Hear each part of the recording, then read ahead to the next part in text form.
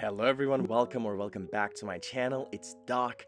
Thank you so much for all the kind comments about this entire build. Since the last video, it has been so exciting and so amazing. I'm really happy that you guys also like it as much as I did when building this, because I love when people share my enthusiasm.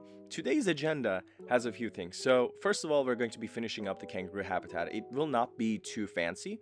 I'm just going to tell you that from the beginning, but the rest of the stuff is exciting, more exciting than the kangaroo habitat itself. We're going to be decorating the exhibits with rocks to make them look more natural, and then the reptiles really come to the focus. And we're going to be covering up all those spots that are just, those black plastics of the exhibits. Moreover, we're going to be adding so much foliage to this entire walkthrough that when you get the cinematics, you're really gonna see, oh yeah, this is an Australian forest. Now, I personally have never been to Australia myself, but this is what I would imagine it in my head to be like from all the documentaries I've watched, from some of the research I've done with pictures. And I am trying to give all the animals as much high welfare as I possibly can in the game. That's the whole point of Pineland Zoo, is to make a very pretty zoo with, there are many points to making the zoo, but one of the main focuses is the animal welfare. And I'm focusing on animal welfare from both a realistic perspective, but also a Planet Zoo perspective, which makes it more of a challenge because the welfare standards of this game are way higher than those of, associations of zoos and aquariums, both worldwide, in Australia, in Europe, and yada, yada, yada. Here, I'm adding one of my favorite, ferns that came with the Australia pack, and the vines. I've never used some of these pieces before. I've never used these vines. I always go for the ivy to give like that, rundown and not taken care of too much with the foliage look for rainforests, but they really work well. And here I'm just adding more foliage to the koala habitat viewing gallery number 2. Now, it's all traversable space for the koalas, not the ground itself.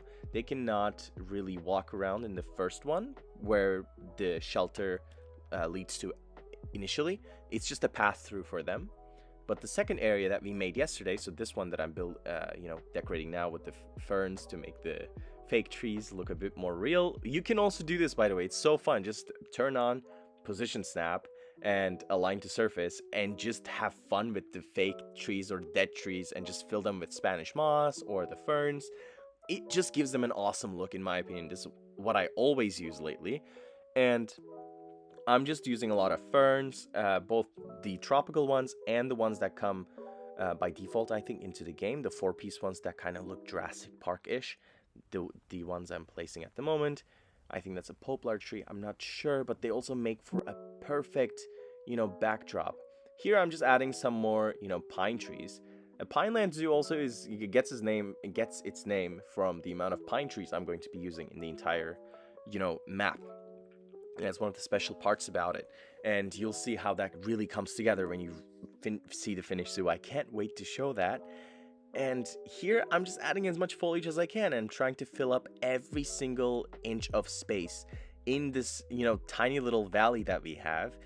Initially, I was going to add some dingoes, but they're not going to fit. And they could in where the kangaroos are, but I just feel like kangaroos are more iconic than the dingoes. That's just my opinion, though. One more suggestion I had from someone, and thank you so much. We might actually do that in the future. We will be visiting this build every so often.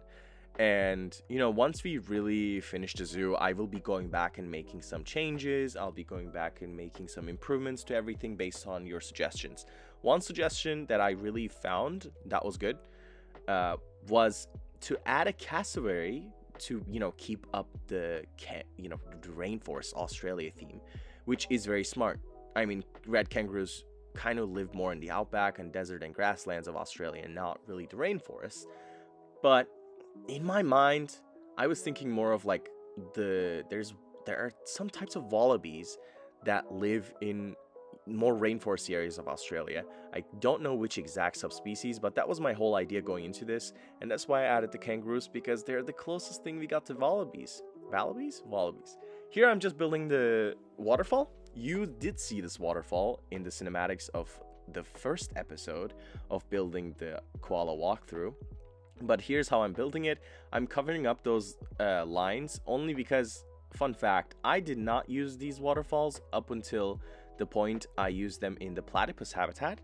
And I don't know, I think I forgot how to recolor them. So in my mind, I was thinking I gotta cover these, yellow rocks on the waterfall. But I think I just forgot to color. I forgot that they're colorable. Here I'm adding the Arrowhead Bush. I think it's an awesome bush to use. I think it's not too bright, not too dull. It's perfect, and just adding more fern. Now the koalas cannot escape, even though they don't really have any hard fencing. They can't really escape the habitat. It's just because it is not traversable on the ground from this area. It's only traversable on the second one, and there they have fencing. And that's why they can't exactly move. And as I said to you guys, when we're really done with this build, we're going to have a lot of fun with just improving some things. And one of those things might be to give the guests the chance to see koalas up close in the entire walkthrough by adding some logs that the koalas can walk through in the whole thing. And my initial idea about this today was to add maybe like a way for the koalas to go all the way to the platypus habitat and around the waterfall, and just go around there as well. So we might do that at some point, even live, I don't know yet. But that's as much commentary I will make. I really hope you enjoy the cinematics. I worked a lot on them today. That's why I took so long to edit and publish the video today. I also had a horrible migraine, but we won't get into that. And I hope you enjoy the cinematics. See you next time. Bye for now.